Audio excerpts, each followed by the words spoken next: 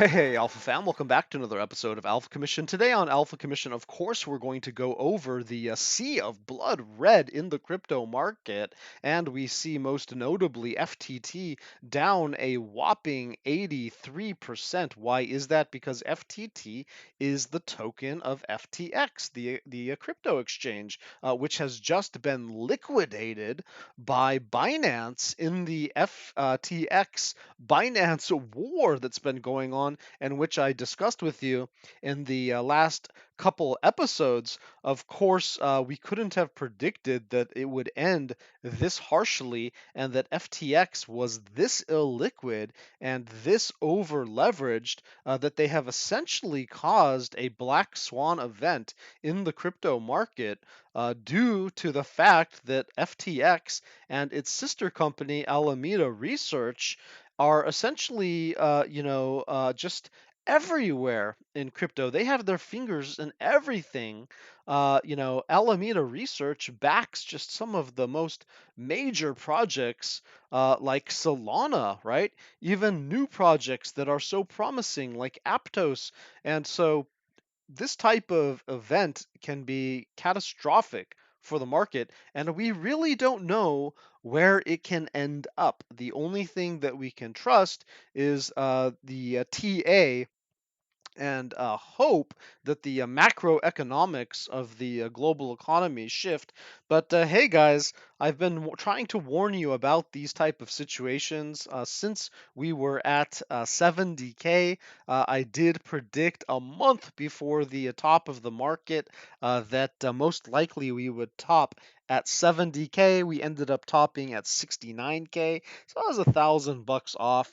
And then by 59K, when we really started having those pullbacks, basically $10,000 lower, I told you guys that I was out, and that based upon the confirmations in the market, because it's nice to have a theory that we could top at 70, but based upon the validations and then the confirmation of the bearish crossings on many of these indicators, I said I'm just out, right? At $60,000 essentially, I'm just out, and we have just been trying to protect, the Alpha Fam from the $70,000 top until what I've just consistently told you, that I just believe that we're very likely to hit around that $8,000 level on the Bitcoin chart. And a lot of people don't like to hear that, but you know, we just keep having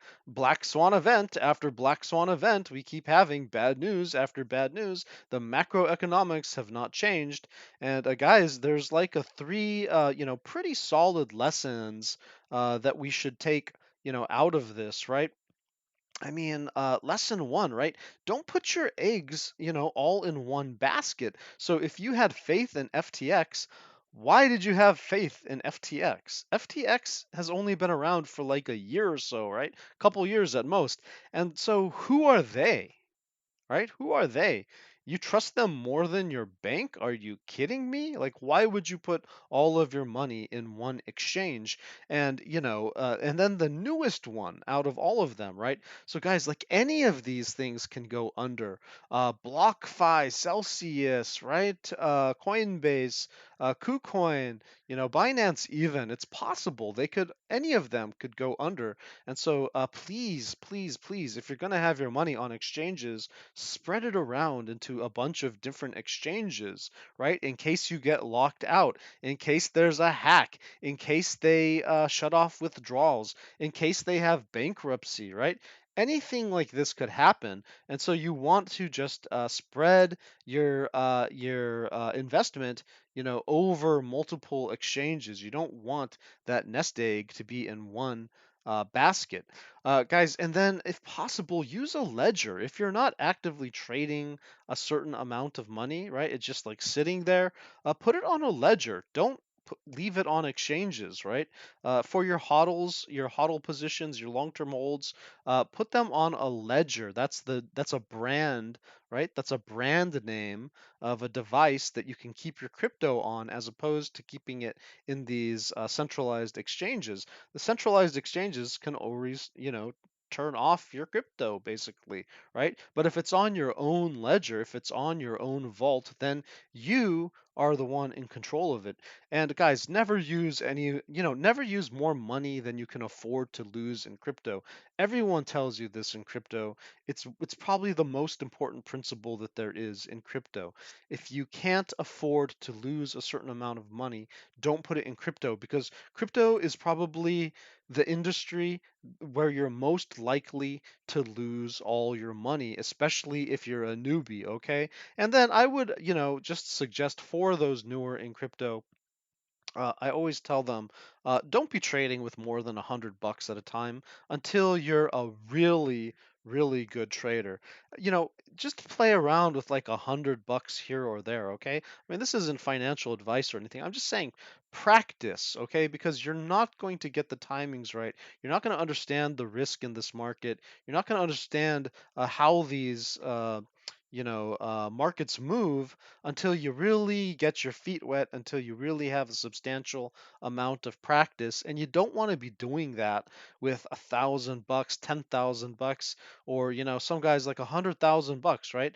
I mean, this is human nature to try to basically win the lottery, but this isn't the lottery, guys. The way that these things are mathematically calculated, the way that the markets are mathematically calculated is to liquidate the other guy. In order for there to be a winner, there must be a loser in markets. It's just how markets work. And so, if you are in trading, right, just understand that somebody is going to come for your money, and these whales can push prices up, yes, but they can also push prices down to liquidate you and grab, your essentially your stop losses and other methods of just liquidating you guys.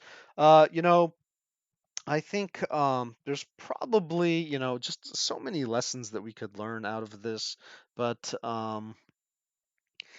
if it sounds too good to be true, it probably is too good to be true. Okay? So just try to remember that. And guys, even if you're just like a casual investor or you're just putting money in the market, it's not a get rich scheme. Okay? Like you have to remember, you might need to have your money in the market for several years before you turn a profit. Now you can think, no, we're going to 10x, we're going to 20x, we're going to 100x. I see all these YouTubers saying like 100x gems, all of this stuff. Man, those guys are shills, okay? They get paid by the coins to say that stuff. The most common thing to happen is that you just lose all of your money, okay? Or you have to hold a coin, for a couple years until the next real bull run. Okay, we're in the middle of a bear market, and it's just important to learn from these type of situations. Um, and I just hope nobody got hurt. If you were, feel free to just leave some message in the comments and sympathize or empathize with others. But I hope you guys are all right. All right. Let's go ahead and move on. You can see the stock market had a pretty decent day there. So, yeah, it really was just isolated to the crypto market. And guys, I'm just gonna flip through that. Of course, I don't want to waste too much of your time here, but I did want to get that important message out. Just because, again, like there's a lot of people new in the market, and you might be thinking you're very clever coming in, buying low when everything is, just in the red, and you are. You're much better off than the people who bought at the top. The thing is that you can always go lower. And so you have to remember that when you're investing in things, especially when you're investing in the riskiest assets that exist, a lot of them will disappear and never come back. A lot of them will never reach their previous all time high.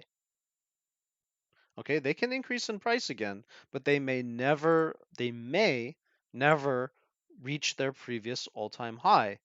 And it could take months, it could take years to turn a profit, even for those things that do well, because we have to wait for the macro economy. And the macro economy in the world right now is not that great. The name of the game is a bear market right now. So we're going to see, we're going to hope, we're going to pray that things turn around, if you're a bull. But right now, it's the bear market. And while I would say that we're so low in price that it's really not the time to be shorting the market, the time to short the market was really at the top of the market. You catch that logic, right? You don't want to short at the bottom. You're going to get liquidated, far more easily than if you're shorting at the top of the market. But at the same time, just understand that there's no confirmed evidence, right? There's no validations of a turnaround in the market. There's no confirmations of a turnaround in the market. And so, longing aggressively or being over demanding on what you expect for returns just doesn't make sense. We're sideways. We're probably going to be sideways for a while. We've been either sideways or down for a year now. And, we could be maybe just sideways for another year. And then it could be, starting to go sideways and up from there, at the end of 2023. We don't know how this cycle is going to work out because it's a cycle that's unlike any other before. Okay. There could be a deep cutting drop, in the charts. But guys, the reason why I make these episodes is because I'm just trying to become a better trader myself. When there's another bull market, I want to absolutely kill it, and I want us to absolutely kill it together. And so I really do appreciate your support.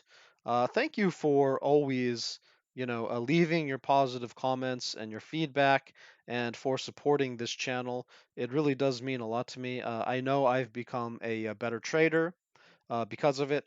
And so, for those of you who joined me in the group in the Discord, really appreciate you sticking by during the hardest times in this market. And today, this week has been one of the hardest, okay? And there may be more to come.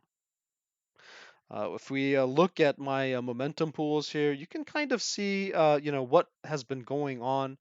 Just left the last few of them up here. They really tell you a story, right? We got into my momentum pool. We got on top of my momentum pool, and boom, guys, like we absolutely nailed that long. It sat on top of the momentum pool, right? Very bullish, no problem for the day, right? But unfortunately, the next day started and we got back into the momentum pool. That suggests things are cooling down, right? We were coming down, but we got into the momentum pool. That suggests that maybe the drop was slowing and that the possible turnaround. We popped up, but we came back into the momentum pool. That suggests things are slowing down and that we could possibly turn around to the downside, right? And we did. We got underneath the momentum pool. And after being underneath the momentum pool, we lost our momentum. Now, we had a rising wedge, which I did warn you guys about. And the most likely thing to happen with a rising wedge is a breakdown, right? Approximately to the base. And we approximately got that. Okay. Now, what happened is we also had this type of black swan news with FTX and Binance going to war. And so we continued to break down.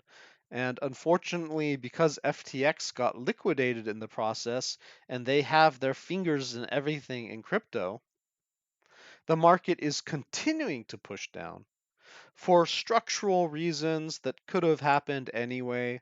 But then, of course, the FTX and Alameda thing is the push that just shoved it over the cliff. And so, yes, we've lost all of our momentum. And I have updated the momentum pools. So this is the latest momentum pool. You can see just how far that stretches. There's a lot of distance to swim. These momentum pools are usually quite shallow. Okay, we can consider this one a fairly tall one. But look at this. That is disastrous. We are not in a pool. This is a momentum ocean. We have lost an ocean's worth of momentum. And in order to reclaim that, we have to swim back up to the top of it. In fact, this little white line right here is the 2 to 5 day projection for momentum. It suggests that for the next 2 to 5 days, we would need to get over 20,920 just to have the thought of being bullish in this market again. Okay. We had it and we lost it. Okay, that's the benefit of these alpha momentum pools. You can visually see how our momentum is progressing. And so I know some people have told me that these have helped them make money, that by being underneath my momentum pools, they decided to short and they made like a ton of money. That when we were over the momentum pools, they longed and they made a lot of money. Now, I'm not here to provide financial advice. I'm not here to give calls. I do practice calls. I do try to just speak my thoughts about the market and about world events and things like that. But it's all just to improve myself. I don't, have any advertising turned on. I don't charge anything. This is completely a free service. And so I'm glad that you guys can benefit from it, because times are really hard. And the scale that I set up, the alpha momentum scale over here, is just a visual, it's kind of a more visually nuanced way of organizing my thoughts about this momentum pool. And so I've added a new line, estimated neutral, okay? I think that we could, you know, basically front run some type of momentum to the upside above 19,650. Unfortunately, we have to get all the way back up to 20,400 even to just, be mildly bullish, okay? To have the possibility of real bullishness. And to be solidly bullish, we need to be over 20,920, okay?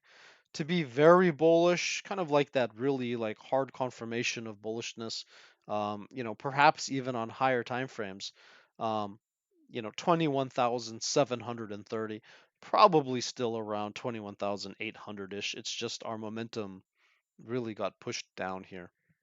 This is probably the broadest range of momentum that we've dealt with ever since I've been using the system, okay?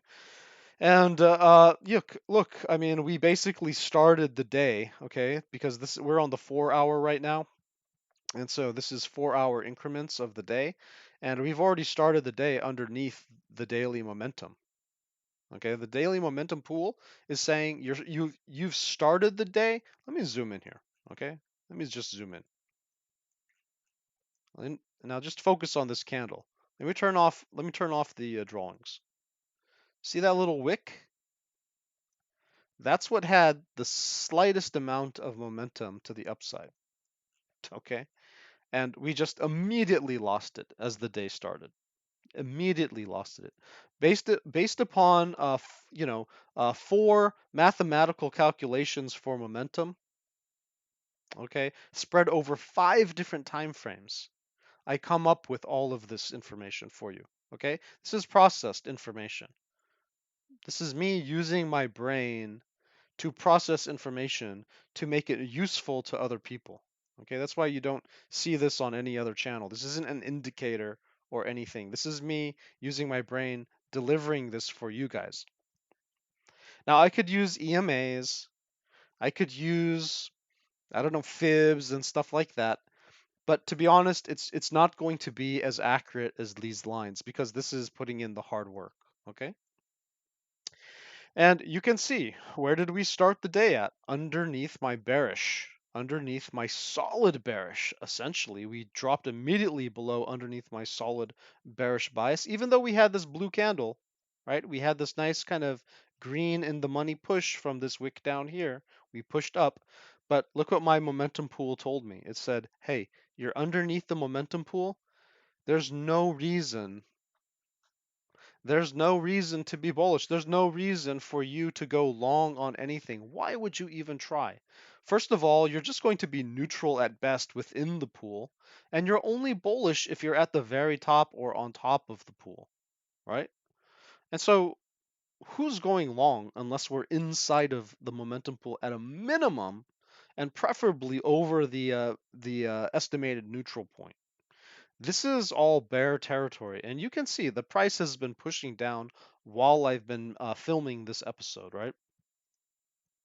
In fact, we have another total loss of momentum over here at the oh no anyway line. All right. If you know, because we obviously gathered a little bit of momentum. You see this bounce, right? Because we bounced off of some type of support, our previous wick over here, right? We bounced off of that, support, that buy pressure that pushed, that buyers just pushed the market up. But look at the pathetic reaction we got. And so you should know, well, we didn't get that same type of buy pressure all the way back up here like we did all the way up here. Look at this. Back in June when we dropped to these lows, we had huge buy pressure that pushed us all the way. Look, we're over 21,000. We're at 21,800, right? Those are my uber bullish and my solid bullish bias, right? And so what did we get out of that push? We got a nice run. We got a bull run. Okay? What did Bitcoin increase by? Over 40%. We got a bull run in crypto out of that. Does this look like it's going to lead to a bull run, right? Are you just going to dump your money into this? Guys, that's the benefit of the alpha momentum scale that I set up over here. Okay? I hope, again, like I'm not giving financial advice, but I hope you guys at least consider, in doing your own research, doing your own calculations, the work that I put in here, because why would you go long unless you were at least inside of my momentum pool or at my bullish levels? Why would you even risk that? Look at this thing hard falling. Look right under my solid bearish level. Look at this thing hard falling, okay? It said, up, up. We hit the alpha momentum, a pool limit down here. Like we drowned. We're gonna die now, okay?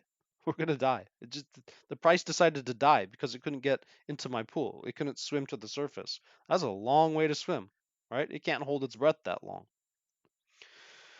And if we do lose this oh no anyway level, okay, guys, I just think let's put on some support and resistance, okay?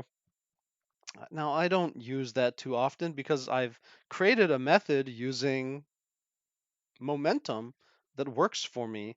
Uh, you know, Inside of this area, I don't use this on my episodes, right?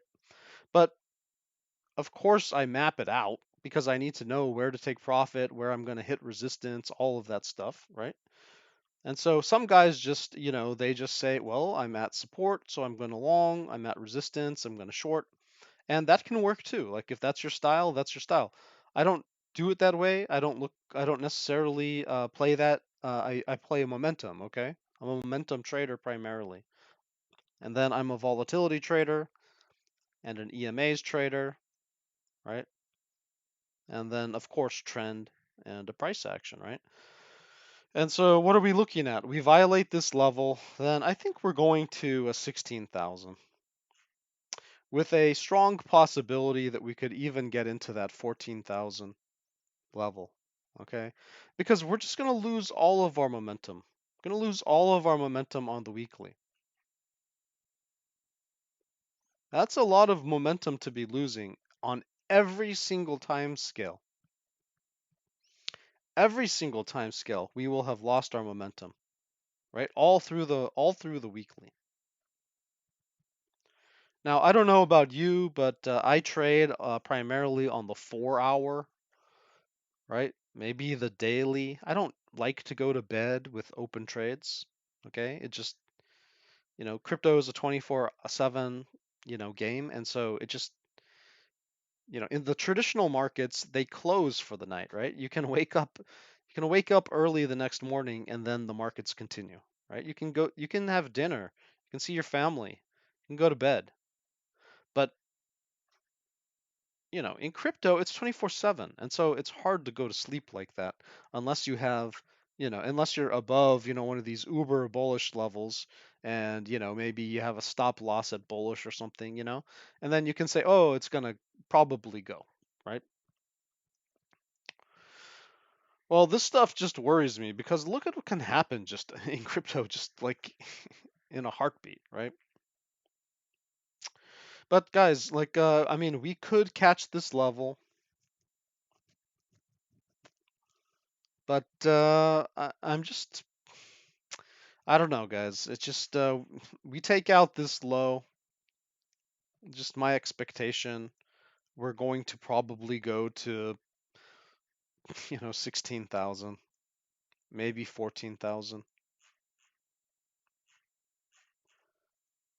Let's go to the daily chart here. You can see we have a few wicks over here, right, to kind of catch us around this 16,000 level, 16,500-ish, somewhere in between there.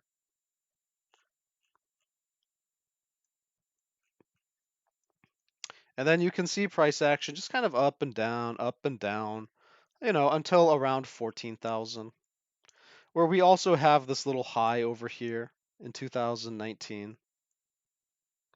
We have a little bit of consolidation here and here, right? In that kind of 14,000 area, just little baby consolidation.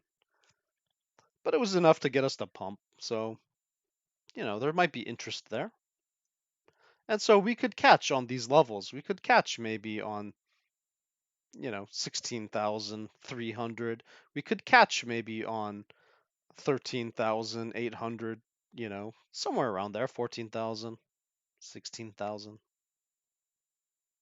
Just like we got caught at the top of this, previous cycle high here, right? And on this little node right here, right? There's a little chop here. We caught that chop. Top of the market, we caught that top. We could catch this one. We could catch some of this chop over here, some of this chop over here, between 14 to 16,000.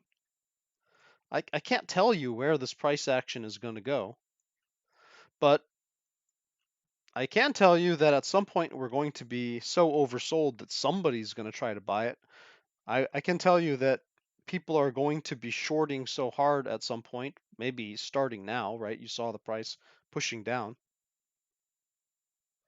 that at some point at support, probably one of those two levels I just talked to you about, between 14 to 16,000, probably the longs are going to start coming in, or to try to liquidate those guys, or to do some type of a squeeze, right?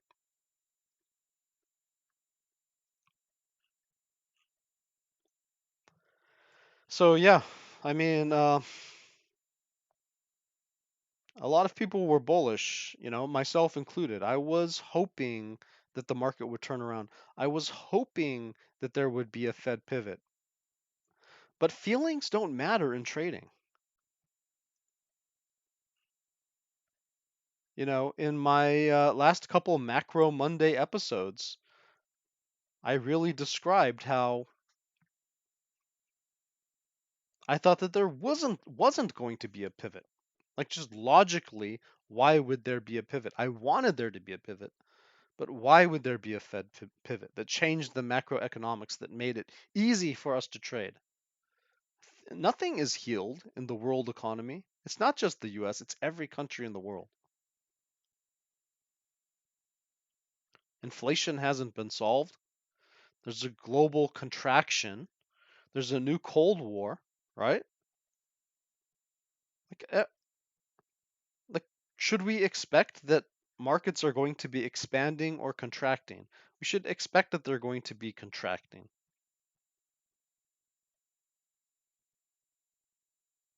And so that's just downside, right? And then what? We had a rising wedge, which suggests downside, right? Breaking underneath a rising wedge. It's like 75% of the time, 70% of the time, these things break to the downside.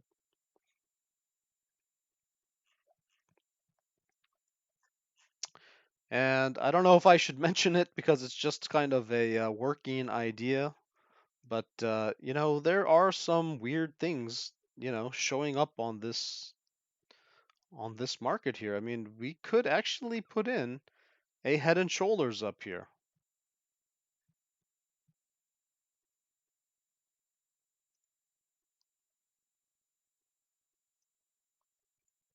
right?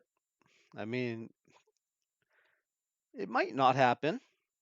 Maybe we don't complete the neckline here, but if we put in a lower low, we're still going to be in a macro downtrend. And so how could you invalidate that? It would be a valid head and shoulders. What would that look like? Something like that. It's happened before, right? Where we had an inverted cup and handle. We had a distribution wedge on the macro. They all took us down their measured moves. Why do we doubt that this one will?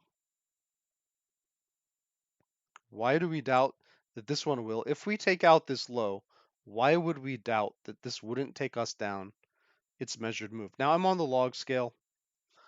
On the linear scale, it doesn't really make that much sense. Okay, I confess.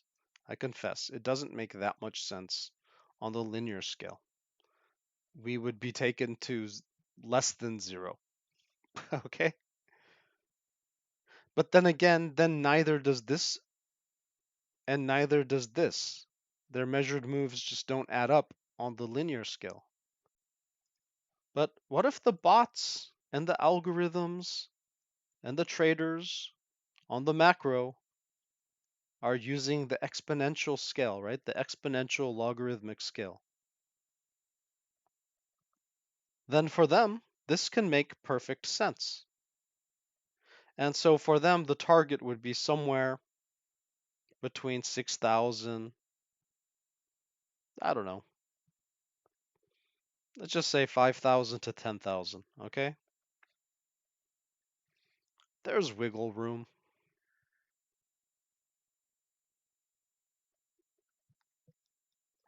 So, guys, we can't say that for certain, okay? We can't say that for certain. But it's happened before, and it's happened before that, and these drops have been traumatic. Traumatic.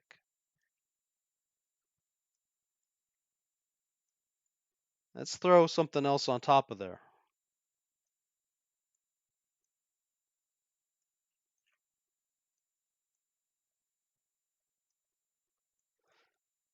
What if we're also putting in a macro broadening ascending wedge? And let's say this head and shoulders does play out. That could be incredibly bullish. Why would it be incredibly bullish? Because it could take Bitcoin all the way up to $150,000 after it's done accumulating at the bottom of this broadening ascending wedge.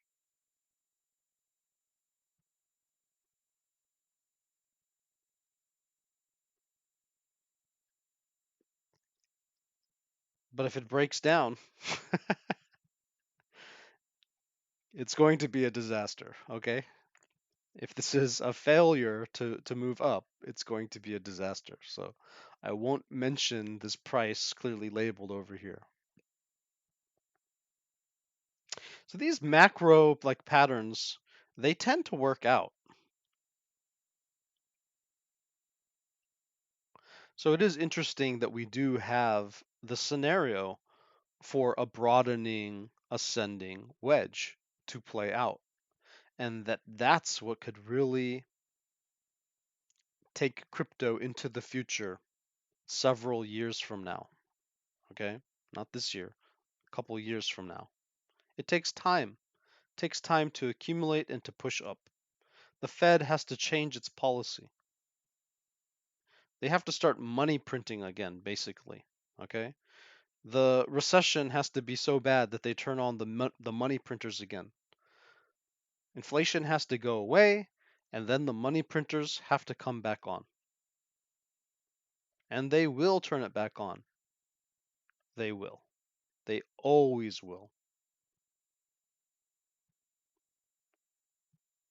It's just how long of a recession do we need to fight inflation? That's all. Inflation is essentially too much money having printed in the past and things being a little bit too overheated because of all that fake money in the system. You got to run through it basically. And it's not fair, just like inflation's not fair. Who has to pay it? Right? It's the billionaires and the politicians and all these guys who make those decisions and who basically spread all those trillions of dollars around the wrong way. So it's not fair who has to pay the inflation. It's not fair who has to lose a job in a recession. But that's what these cycles are. It's just like FTX going under, okay?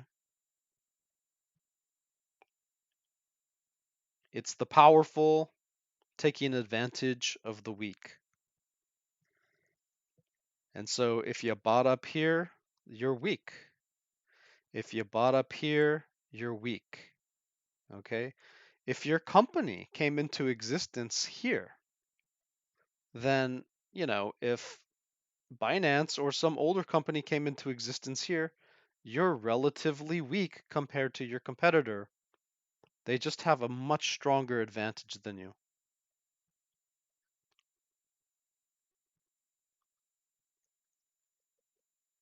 Their entry price is much lower, so they can take the market as low as they need to target to take it.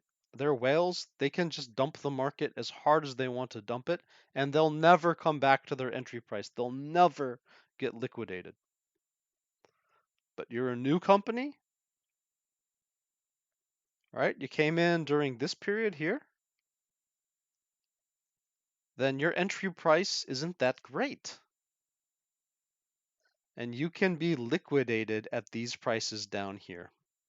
That's just how it is. If you ran all of your operations, no matter how good your operations were running, all of your assets came into fruition during this period. I mean, unless you made just really, really strategic decisions during the virus outbreak, right? And so your competitors will have a vested interest in pushing the market down as low as possible. See how that can work? You see how the machinery of that works? Mergers and acquisitions, killing off the weak, cleansing the market so that it can have another run.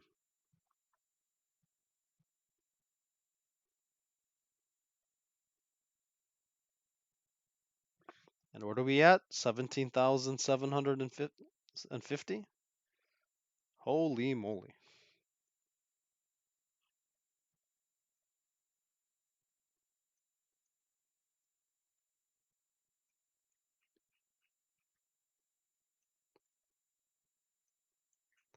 We're bouncing from one of my lines there. But this thing is being driven down. And I don't know if you see it or not, but it's completing the right shoulder.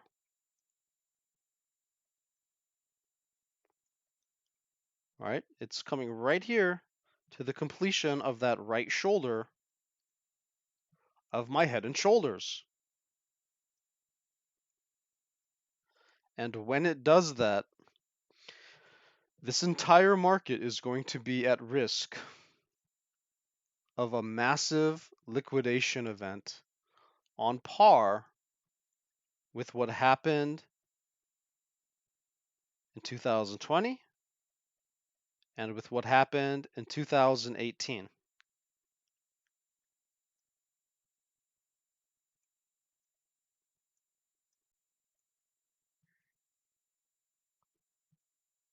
This is just a hypothesis. It doesn't have to happen. In order for this to be avoided, we have to get above certain key levels. Now, I shared with you those key levels in previous episodes.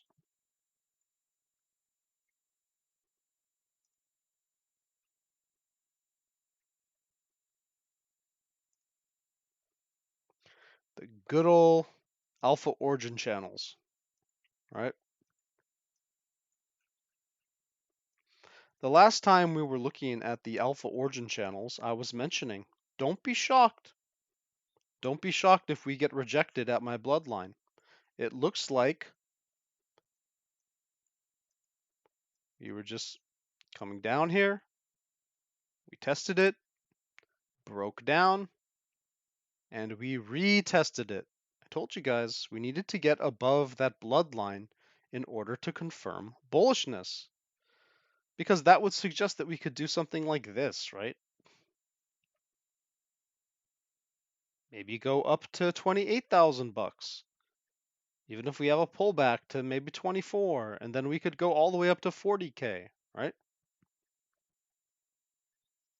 But if we got rejected here, look at the accuracy and the audacity of these alpha origin channels. They are just incredible. They have just shown us the way this entire bear market from the very top. They have shown us the way, the capitulation point, right? The drive down, drive down, drive down. The bloodline, where we enter a bottom cycle, essentially. You may say, like, oh, this was a bear market and this feels like a bear market, but you know what? This has all been a top cycle.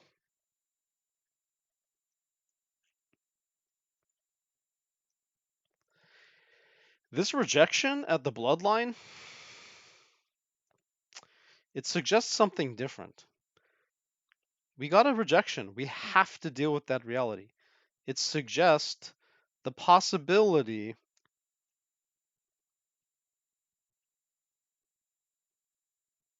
of a bottom cycle. And what does that look like? Oh, we've seen it before.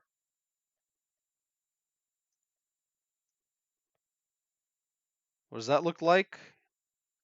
It looks like a sine wave.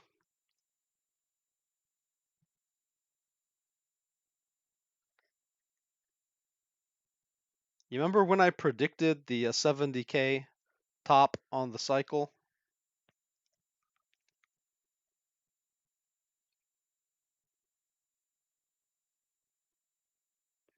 I was using sine wave theories.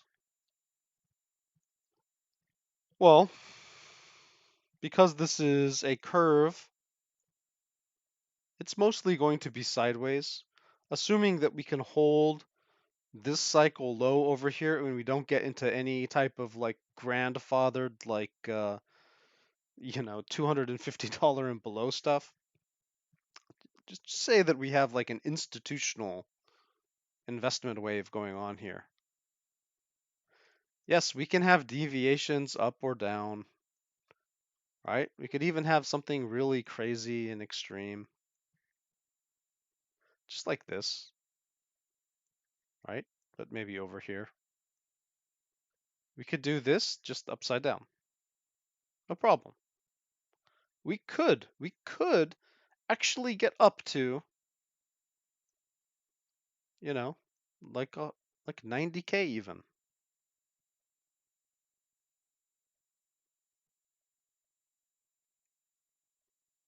But this curve just suggests, it just kind of hints at being rejected by the bloodline that we could hypothetically get as low as 5,000 bucks, 6,000 bucks. Basically that 5,000 to $10,000 area. It's within a range.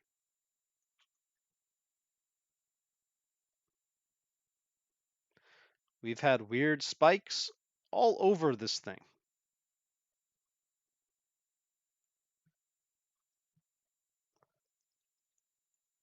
But this, you know, but this bloodline has been pretty true. And these alpha origin channels have been pretty true to us. So I don't have any reason to disagree with them at this point. They are telling us something.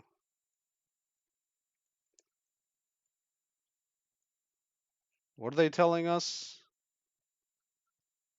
They're telling us we got rejected here. We got rejected from getting above the bloodline. And that we're probably going to explore the bottom of this area. Just in my opinion, either the mid area or the bottom of the area. Just sort of like what we did here during the virus. In fact, it's right on track to be headed to that level, which would be 15,500 approximately.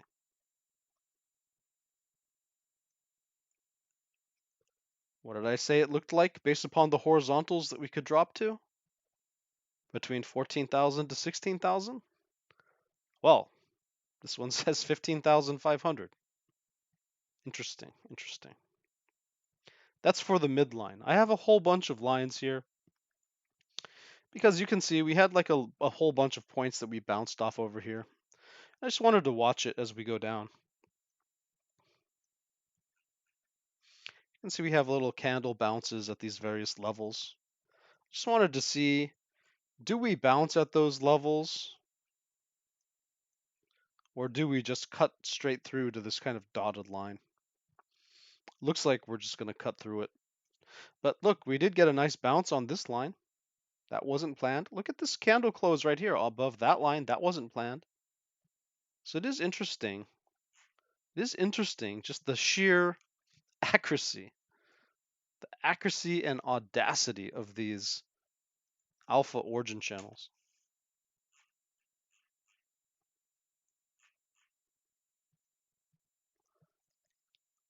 All right, guys.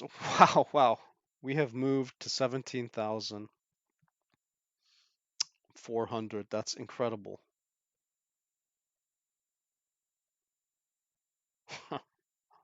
What a drop, guys.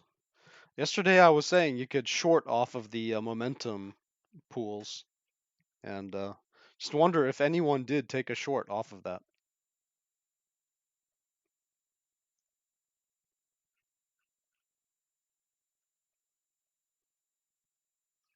Let's put those signals back on.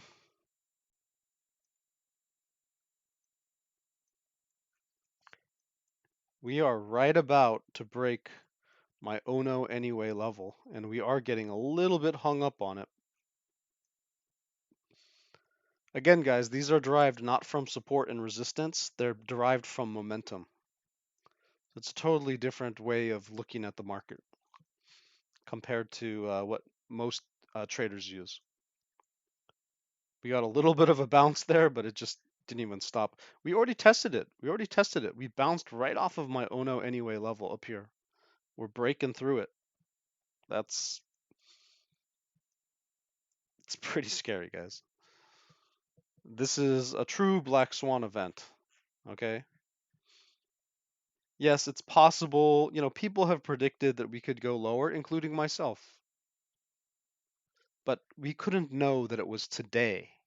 We couldn't know that it was this type of event that would lead us into it. And so if you were caught off guard, everyone was. Everyone was. But I hope the Alpha Fam at least felt protected because they had my signals yesterday and the day before that and the day before that. And I'll just show you what those previous signals were. This is today's signals, right?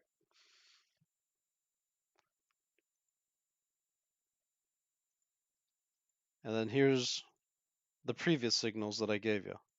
And we were up here at the time, guys. And look what happened right when we crossed my bearish-ish line. Again, these are old signals.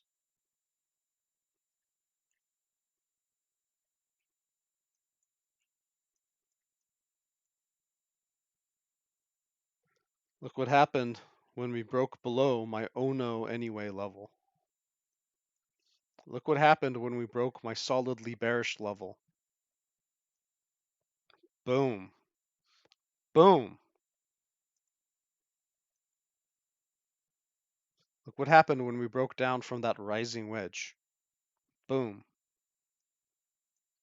So the Alpha Fam just nailed it. And again, I wanted to be bullish, but sometimes we have to fight our own feelings and go with the calculations. Sometimes, and it doesn't matter which strategy you use. All right, going to switch to the 4 hour. Let's just see a little bit more detail. Again, these are the old signals. Look at this. Came up to retest the breakdown of the rising wedge. Look at this wick. Bearish-ish, lost it. Bounced off of support, came back to retest the rising wedge, but the candle ended up closing underneath solidly bearish and just lost it. Just completely lost it. This was the momentum pool that it had to hold. It came up, tested the bottom of my momentum pool, and said, nah, I do not have the energy for that swim. Cannot get on top of that. Not going to do it. Not going to get on top of this bullish level. And you guys could have traded, you guys could have shorted on that wick. That would have been the most epic short.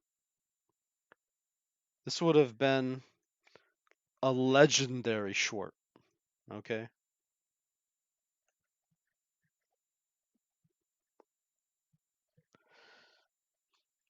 Anyway, guys.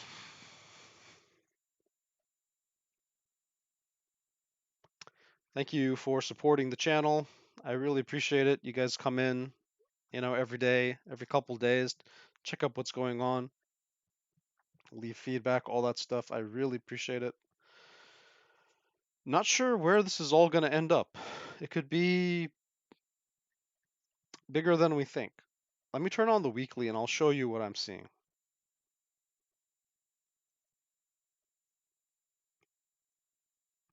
Okay, just for context, here's our weekly downtrend on the RSI. Every time we have this bearish divergence, we have a huge catastrophe in price on the weekly. Remember, this is the weekly. We're developing that right now. We've just crossed the RSI to the downside right now. This was a complete failure to break out.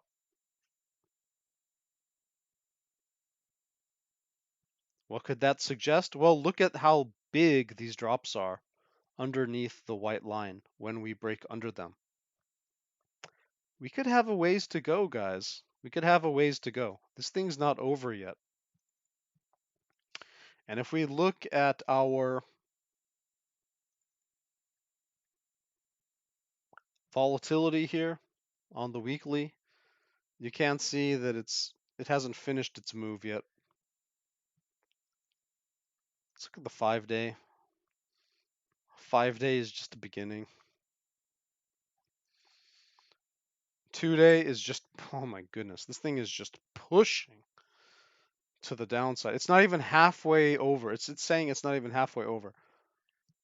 I mean, it could stop in the middle, but you can see that this thing has a lot of potential to push. Yikes. That is one aggressive volatility push. Let's look at the daily. Yeah, I mean, well, the good news here is that the daily is getting overheated. But you see the EMA here. It's going to take some time to catch up with the top, so we'll see. That 2-day looks it looks catastrophic. Let's go 12-hour. Oh, Oh, that in itself is not a good sign. It can consolidate to the downside. Price can consolidate to the downside. Let's see. Same thing with the 4-hour. All of this stuff suggests it wants to go into a consolidation after having pushed so hard. But you can see how many bars that they can rack up. The 1-hour is just screaming here. 4 hours just collecting bars. Just waiting for the daily and the 2-day to finish their moves.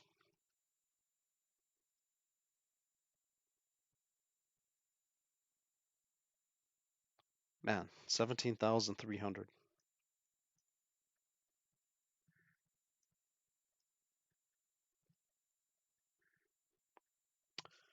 All right, guys. I hope you're staying safe. But yeah, that's your alpha for the day. Stay safe and happy trading.